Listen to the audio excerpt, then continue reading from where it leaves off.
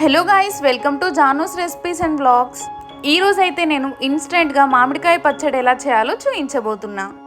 కడాయిలో oil heat అవ్వగానే ఆవాలు, ఎండుమిర్చి, కరివేపాకు, వెల్లుల్లి వేసి లైట్గా ఫ్రై అయ్యాక అందులోనే కట్ చేసి పెట్టుకున్న మామిడికాయ ముక్కల్ని కూడా వేసుకొని బాగా ఫ్రై అవ్వనివ్వాలి.